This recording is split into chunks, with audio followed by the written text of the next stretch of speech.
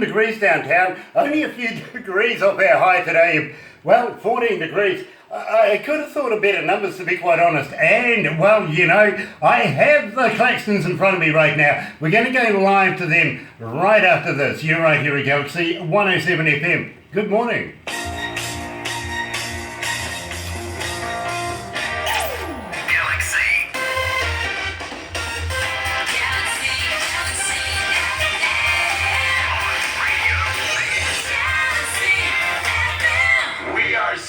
And you're listening to Galaxy 107 FM. More music, more Galaxy.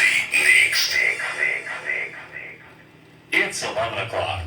It's 11 degrees. You know, I didn't expect Zeno to come up. I really good guys, absolutely great guys. But I got some New Zealand legends in the making, I really do. The Claxtons, of course, Dean Armitage way down there in Dunedin, and David Johnson up there in Auckland. Good morning, gentlemen. Good morning to you, Grant. Good morning. It is a pleasure to have you guys along, and we're supporting New Zealand Music Month and couldn't think of a better band to have before us today. Of course, the Claxtons. Now, unfortunately, Benjamin, he plays a big part in your music, couldn't be with us this morning, so we'll give him a shout out very, very shortly. But in the meantime, I want to talk to you about the Claxtons. Now, you've been together now for some time. I gather about 18 years, almost 20 years. Tell me about the history of how you guys met and what's kept you guys strong together all that time. I'll chime in first, Grant, but and pleasure to be on your station too, by the way. Oh, look, the Claxtons, Dean and I met 99, 2000 at a New Year's sort of function, and I think it was probably one of the wettest New Year's you've ever come across. I think tents were getting flooded, and somewhere in there we just formed this friendship, a couple of guitars outside a tent, and then I said, right, we're going to start a band, and we haven't looked back. It's just been... The lineup's changed over the years, but Dean and I guess we're probably stronger than brothers. So that's where it started for us, and 18 years later, we're doing some really cool stuff. You know, I can fully understand that. Now, I've really got to ask you guys, where did the name the Claxtons come from? Well, Dean's got that one. It's something that we probably make a way better story than it actually is, but we've been knocking around with a couple of different names, various band names, and we kind of got the idea that, well, they weren't very good.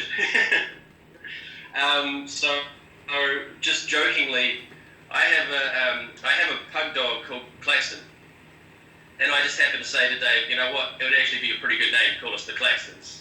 At which point he laughed in my face, but after a couple of days thinking about it, we came back together and actually, it sounds like a pretty damn good name. You know, Dean, I've got to absolutely agree there. I love the name, I really do. It's very catchy and it's very original. So well done for the foresight of that logo of yours. Believe me, it's a great handle.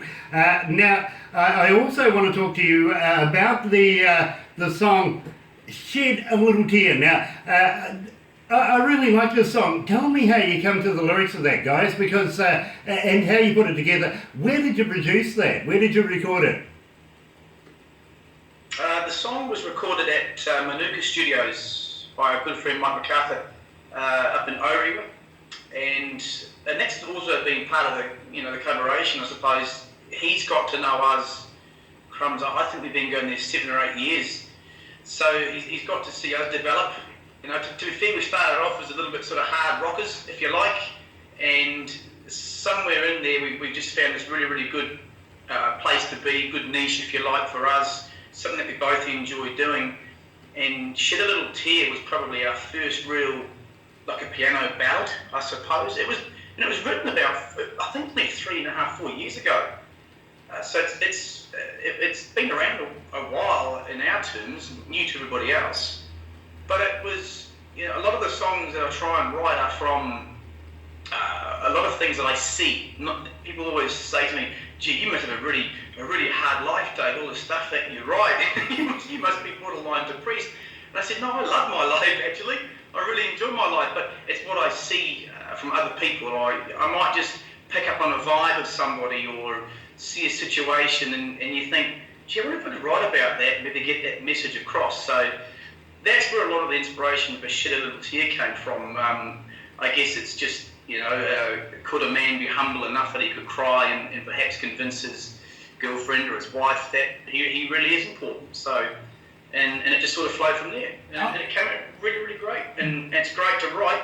And then Dean just delivers it perfectly, like he's just completely in tune. So it's a great partnership. Absolutely, and when I first heard it, I absolutely got it. Literally, I absolutely fell in love with it. Be careful, Barbara, you never know, they might write a song about you, the famous Barbara, how's that? But what we're going to do now, guys, is we're going to play Shed a Little Tear right here at Galaxy 107 FM. Here's the Claxtons.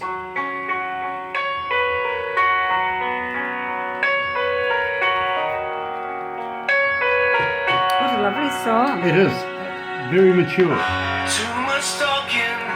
Where did the time go? Yeah, when I first heard this, guys, I absolutely fell in love with it. I thought this is really, really mature for a Kiwi band. It's brilliant.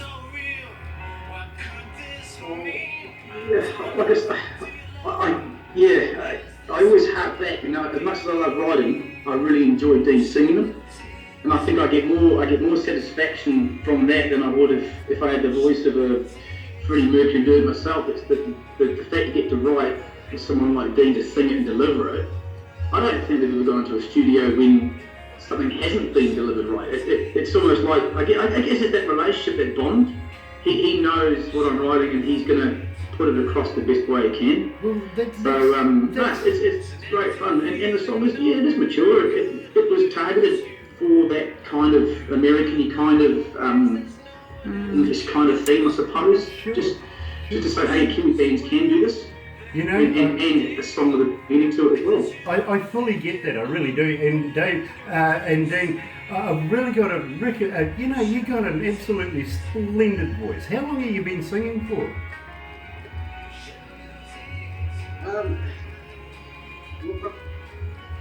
And please forgive me because I might be living in Gigatown, but you guys are cutting out quite a lot, so I'm doing a mixture of lip reading and filling in the gaps. Anyway. Well, I tell you what, I'll repeat that question. Dave and I first joined a band together. I'll repeat that question in a minute. I'll repeat that question in a minute, only simply because we're running out of time with your song.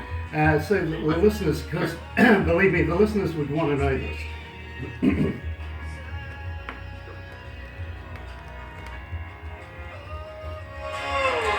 Shed a little tear tonight. Shed a little tear tonight. Will I make everything alright? If I shed a little tear tonight. Shed a little tear tonight. Will I make everything alright? If I shed a little tear tonight. Will it push all the pain aside? If I shed a little tear tonight. Can we stop and turn out the light? If I shed a little tear tonight. Shed a little tear tonight. Shed a little tear tonight. Shed a little tear tonight. Galaxy.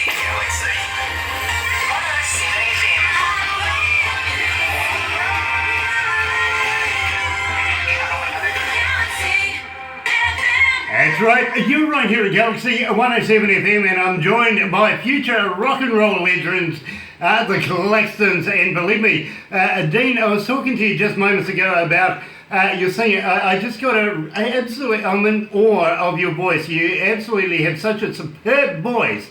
Now, how long have you been singing for? Thank you, Grant. Well, funny enough, when Dave first joined in bands, he had a cachet of songs, and so we started off as a 5-piece back in the days when we used to be called Taper. Now, we were wanting to successful band. We were open to a lot of criticism, and we took it very seriously. And we had a singer at the time, which the feedback we were getting was, we need to get rid of him. So it's a bit rough, but we had a word and got rid of him. At which point we sort of downsized to 3. Everybody sort of switched around instruments, and I became, within the band, we decided get a new singer, and I stepped up and said, well, in the meantime, I'll have a go at it, but we'll probably need to get a new bass player. So we didn't get a new bass player, and eventually I was able to play bass as well as sing to a good level. So I don't know. It's probably been 15 years now since I became a singer. My bass lines have got a lot more difficult from those early days, but it's all working out. I absolutely love your voice, I really do, and it really sounds like you've been singing for a hell of a lot longer than what you have. Just got to ask you though, before you go on stage, just moments before you go on stage, do you still get the little butterflies in the stomach? You still get a bit nervous? I think that's all part of it. If you lose that, then you need to give up. Performing is the adrenaline. That's the adrenaline stuff that comes up, and it makes it all worth it. I fully understand that, and it is a question that I do ask every band, especially to their lead singers and everything, because it's rather relevant how other people respond to how they perform as well, and it's always nice to know. I have one young lady who says to me, Grant, to be quite honest with you, moments before I got to go, I can be standing on stage, I got to pee.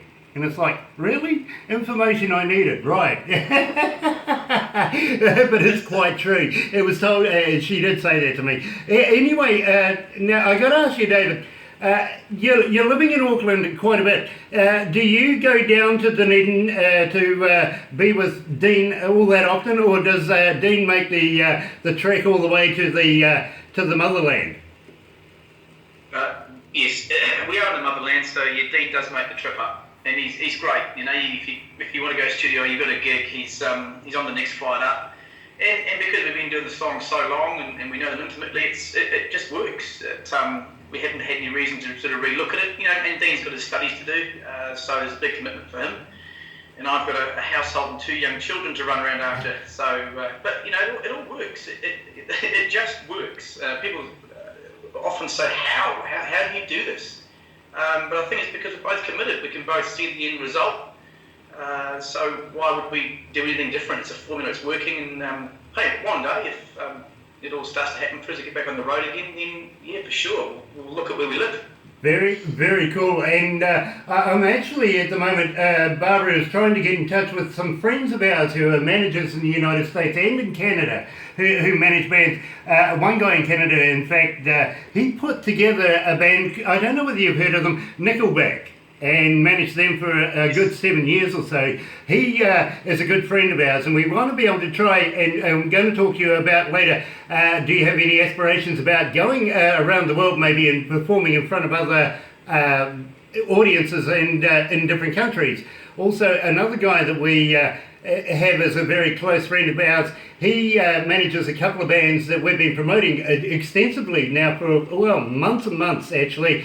A band called Craving Strange. In fact, we did a campaign just a few weeks ago giving away their EP and other bits and pieces, including bumper stickers and guitar picks, all sorts of things, including t-shirts in a package. We gave that away to a number of our listeners, and believe me, right now, just hooking in to find out, we have about 4,700,000 just joining us for this conversation, so it's exciting to have a bit of New Zealander going out around the world right now, and we would love to be able to introduce both you guys and Paul to both of these guys, because we believe that you can make an absolutely brilliant marriage to go around the United States and into Canada and be well taken care of and well received in some very, very cool places over there, doing festivals and stuff like that. How would you feel about us passing that on?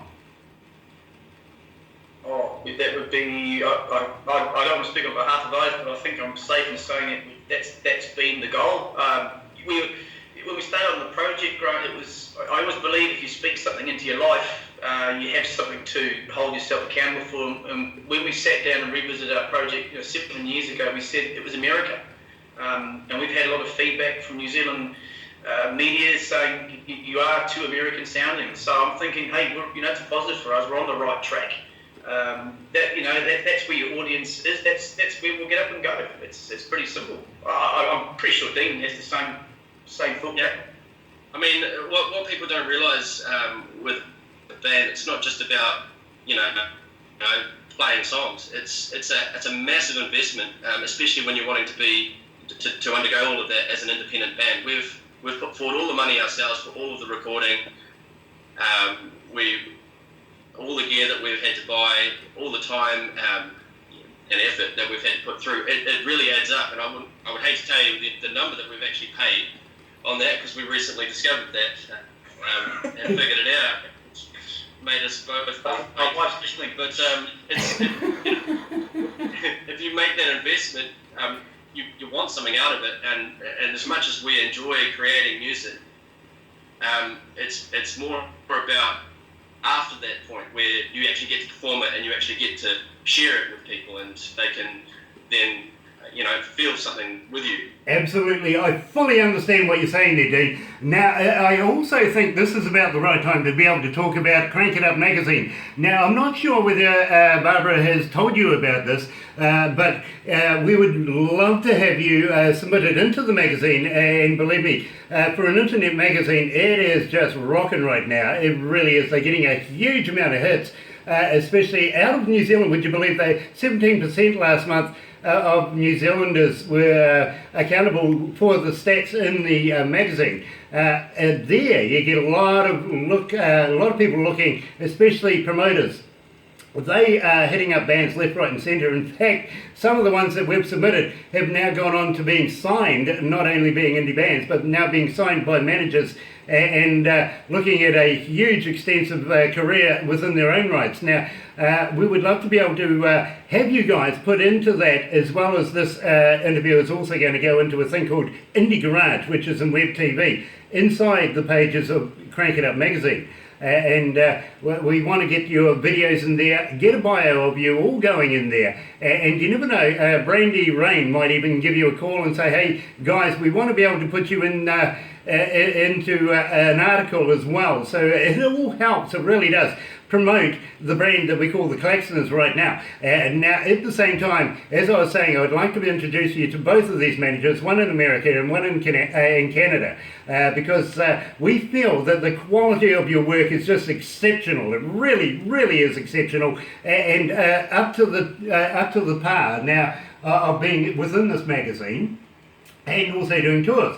Now, why I'm letting you know about the magazine primarily is normally we would say to bands, the owner there in the United States wants to do tours here in New Zealand and in Australia. Unfortunately, you're already here, so you've preempted that one. But we may be able to get you involved with some of the bands that we bring here to New Zealand and get you some extra stage time, and in return may be able to do something over there in America and in Canada, if you know what I mean.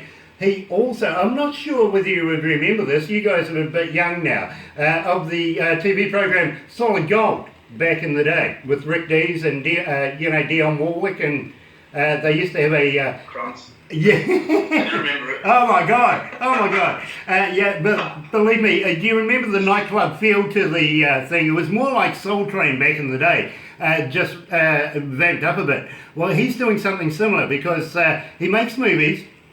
He has his own TV stuff and everything like that, and now is opening up a TV nightclub where he's getting bands into the place and recording them and sending them out globally, if you know what I mean. So it's the premise of something huge. If we can get some of our New Zealand bands, and believe me, I'm putting this forward, I really want to see you guys on that stage being recorded by those people, because it will do something enormous for the New Zealand brand as a whole.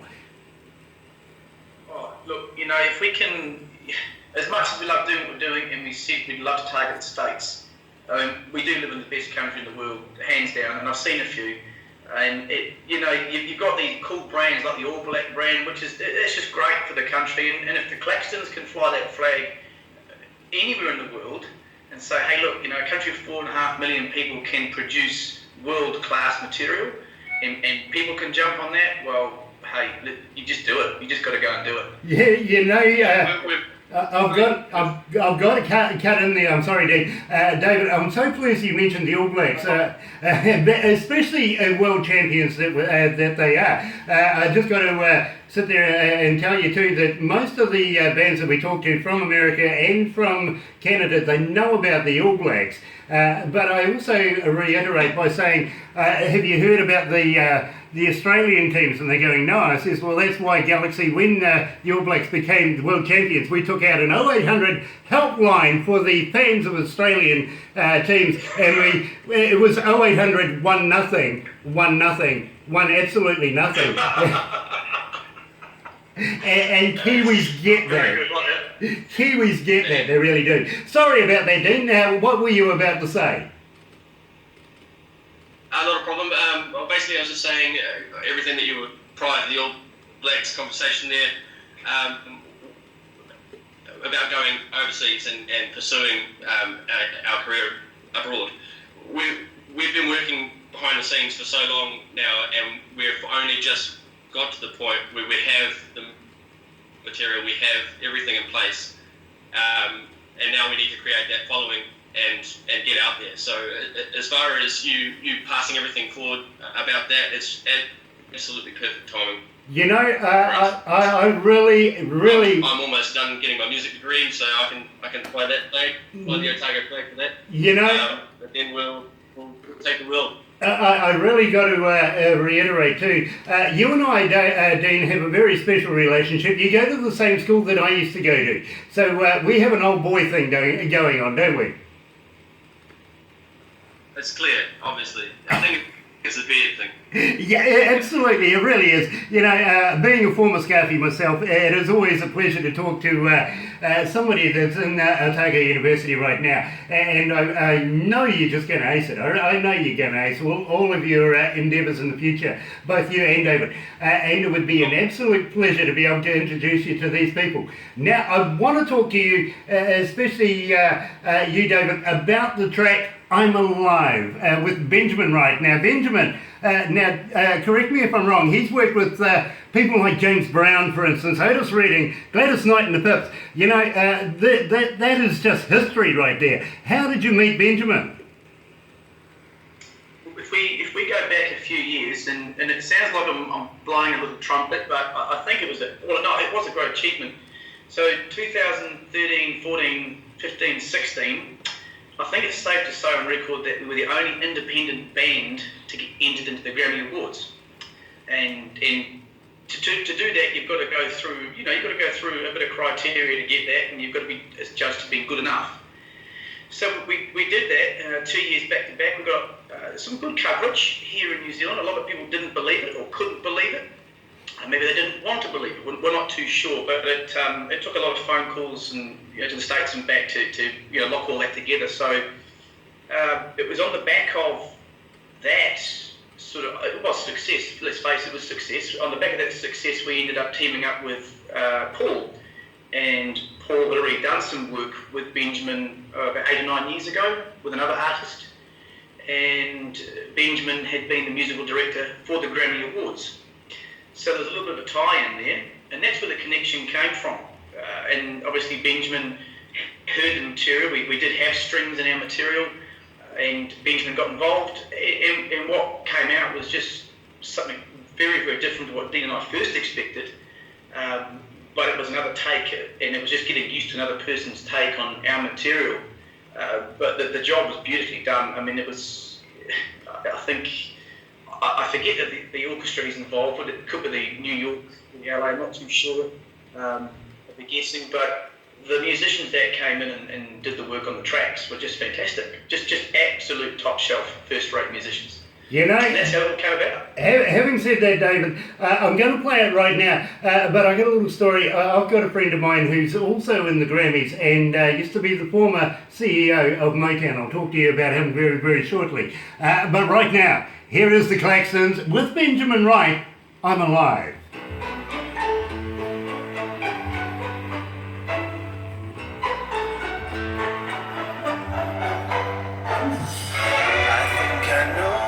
You're trying to I say. like this. Yes, I like me this. too. So please think quick. You comfortable there, guys? Yeah, beautiful. Nice, nice. You don't need a drink or anything? Thank you. Oh, there we No, go. because I'm already coffeeed out this morning. Oh, Time for a beer. It's after 4 somewhere. Yeah, oh, no, another 35. Another 35 minutes, Grant, 12 o'clock. Here's something for you, bro. 20 steps away, we have a pub. And it's just over, you see, we're in a courtyard and it's just over the grass from us. So it's not often that we can actually boast to people that when we have a fire drill. oh, but there is And we have 20 to have a fire steps. drill often. Literally, the required meterage is literally right in front of the bar. We're sorted. Wow. You push your line out at the same time. Yeah, It's exactly. really a double sense Hey, of but humor. it's 19 steps down. And person, Well, apparently it's almost I would pull the fire alarm. it's almost the same distance as it is down the stairs that we have. We have 19 steps to our stairs, so I mean, gosh, we need 2 beers just for the exercise, you know. Yeah, we do too. Oh, Barbara, I thought I'd have you as a gin and tonic sort of girl. No, that makes me sad. Yeah, you don't want to see that. No, No. I become the drama queen. Yeah. Believe me. You've seen that. I've watched her and her husband have so much fun on beer and alcohols. Yeah. Red Bull and vodka, fix that. Yep, exactly. Well, tequila, really. I like vodka and orange and vodka and lemon. Oh, JD's. Give me Yeah, I the like JDs. those. Yeah, absolutely. No, not JD's. Just not Joe. Making it What do I have? What do you have? Yeah, problems afterwards. Anyway, we that's better go a- back to the desk. That's enough of that. Yes. Quite enough of You behave yourself. that. Me. I know how to do that.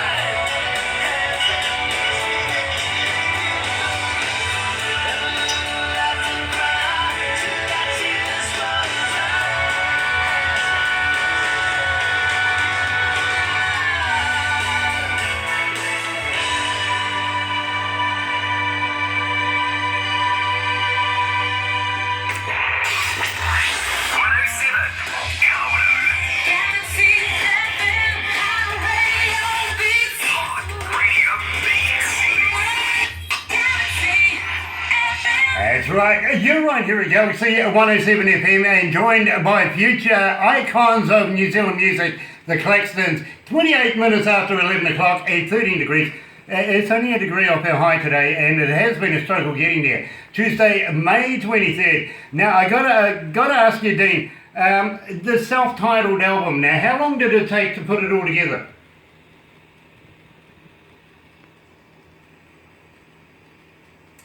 You take that, Dave.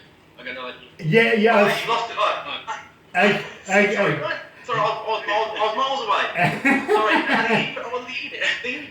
the probably, that was, look, I think we wrote about 25 or 30 tracks, and the EP came about by a good friend Al up at Big Noise in America. They had a focus group and went through the 25 or 30 tracks that we actually submitted, and that's our work, you know, a lot of our work for the last 7 or 8 years. So some of those songs were quite current, some were old, and then obviously Mike at the studio did a great job and just, we call zhuzh them up a little bit and put them onto the EP.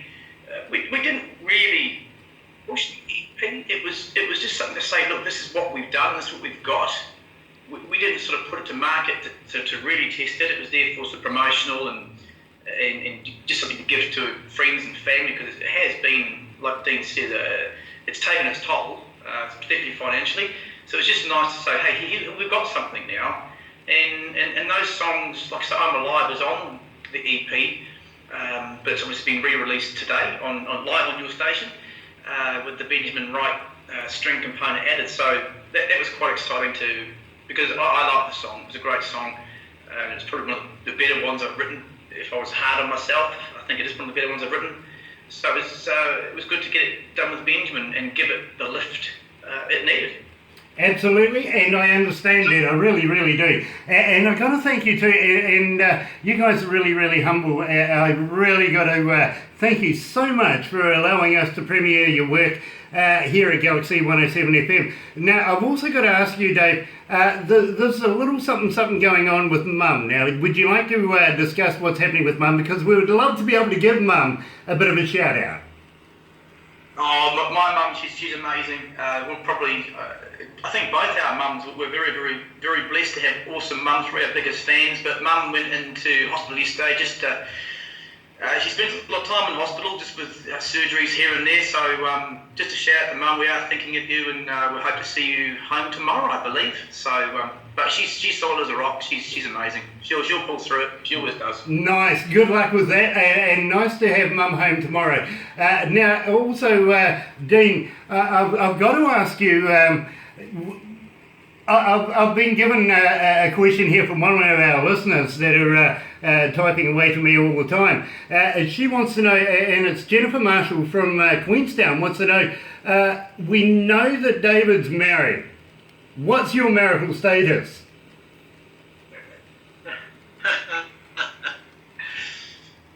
I'm happy to say I'm married too, so sorry, Queenstown's not that far away, so... Yeah, it's just up the road. Yeah, you never know, she might own a brewery.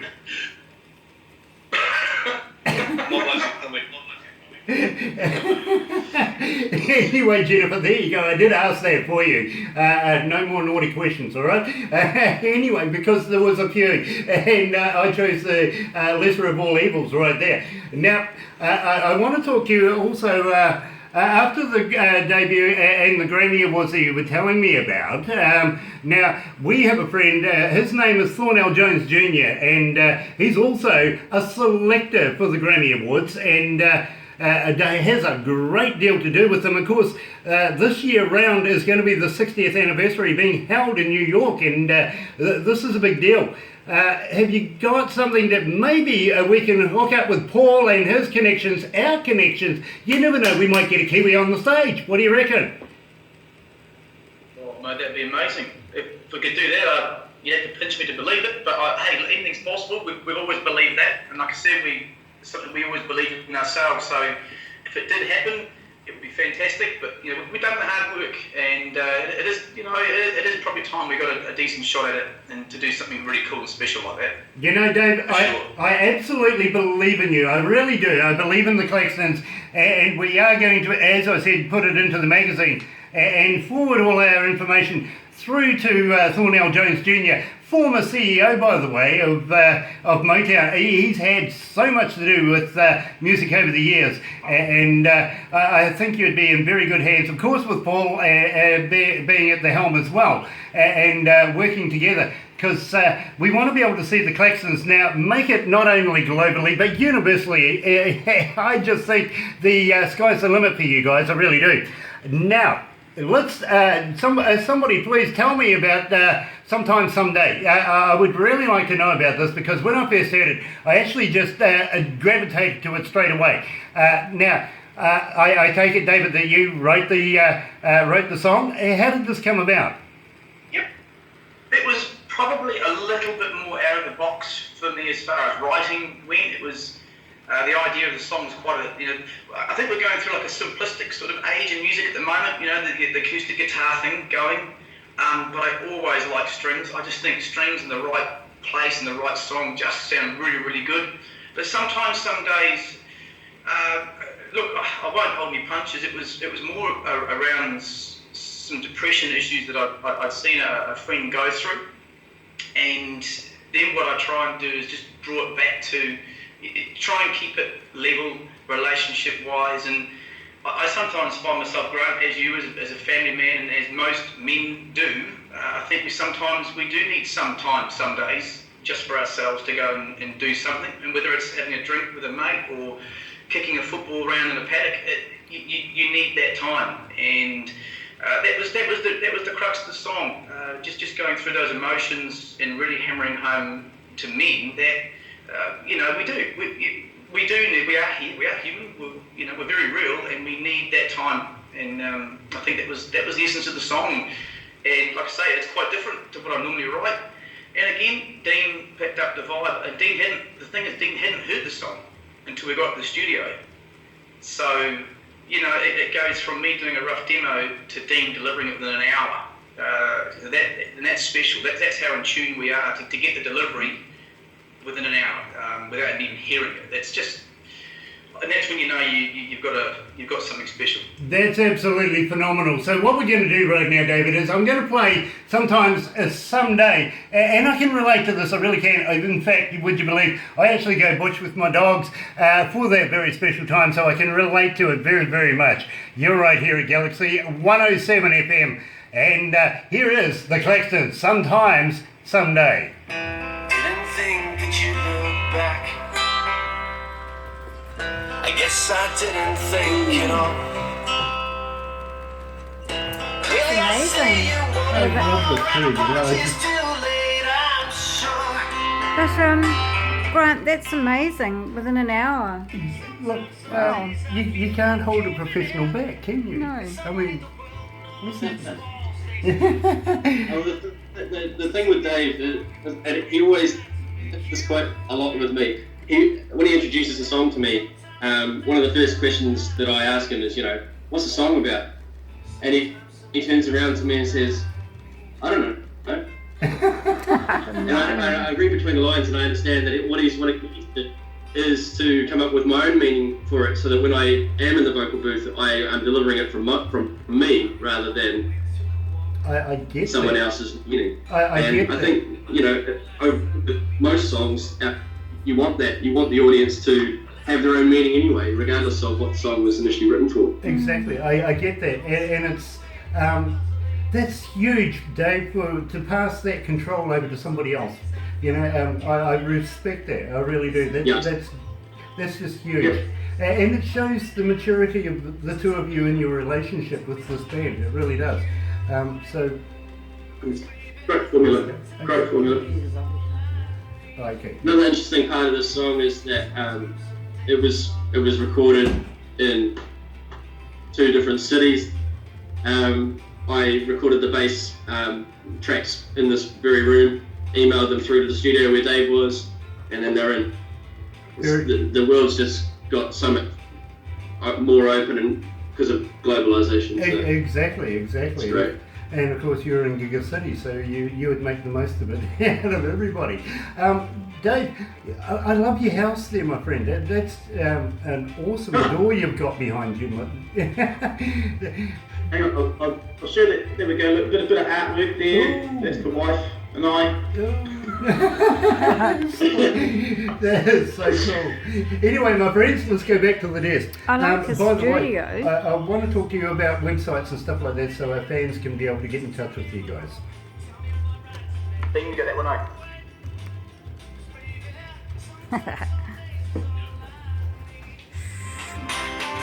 Sometimes, some days I feel like caving in. It's suddenly the world and all its walls, they start folding in. So tell me am I wrong? Tell me am I right to make you wait?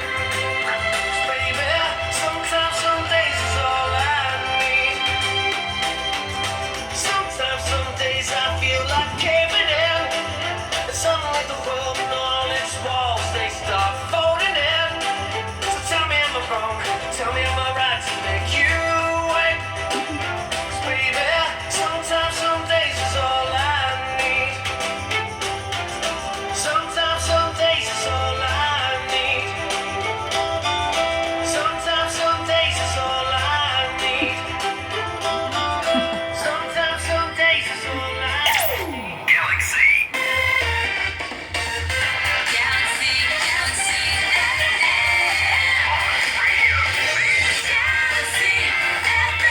That's right. You're right here at Galaxy 107 FM, and I'm joined by future music icons in New Zealand, the Claxtons. No cameoing here, Barbara.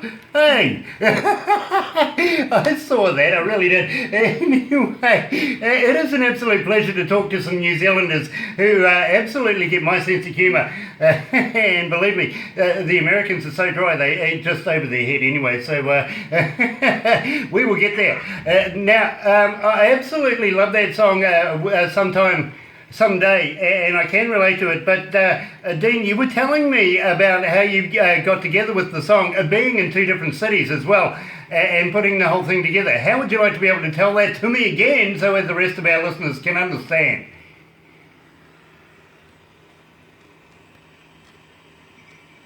You broke up a little bit there, so I'm just going to guess what the question was. It probably works better for me anyway. So they quite often just throws a song at me on the day when we have booked the studio. So we were booked in at Manuka Studios, and I'm like, well, what are we doing today? And he's like, oh, I've got this song. And at that moment, I played his, and I turned around and say, okay, well, Dave, what's the song about? And at which point he replies, I don't know. So my response to that is, oh, okay, well, I know what you're doing here, mate. You're actually wanting me to make my own feelings and draw my own meaning out of the song, so that when I'm in the vocal booth, that's where I'm delivering from, rather than a meaning that's somebody else's. And I think with, most artists to write a song, they don't want to push meaning down people's throats. They want their fans and their audiences to actually make their own meaning out of it. The part B, depending on whether I got the right question from you, was I recorded the bass parts here in Dunedin, and I sent them through to Manuka Studios, where Dave was eagerly awaiting to add to the track. And I think today, technology, and because of globalization and what have you, it's easier to do that, but it also makes it a lot harder to get on radio stations like Galaxy FM or anywhere else, to be honest. So, because there's a lot of material everywhere now. Dean, I really understand exactly what you're saying there, and I've got to congratulate you, especially you, David, for allowing your music to go to somebody else and put their own spin on it for you. That's good tolerance right there. I got a lot of respect for that. Believe me, not a lot of singer-songwriters would pass control like that over to somebody else. So it shows the maturity of your relationship between the two of you. Now, I've also got somebody here saying, any chances of touring in Australia? As soon as they became world champions, we might even think about it. What do you reckon, guys? Australia would be from a booking agent, because just sign us up there. Put it in. Yeah, fair enough. I tell you what, I'll talk to this person later on. But they've got to be able to spell beer, not use X's. As soon as they can do that, we're interested. Oh, by the way, did you know that I was talking to an Australian the other day? I've got to be honest with you here. And this particular Australian didn't know that kangaroos have no reverse gear. They can't go backwards. It's a fun fact. Yeah, absolutely. Now, why that ties in is... did you know that Kiwis can't fly? Yeah, Kiwis can't fly unless it's on Air New Zealand. But it relates to the car that this person was driving as well. It does come with a reverse gear.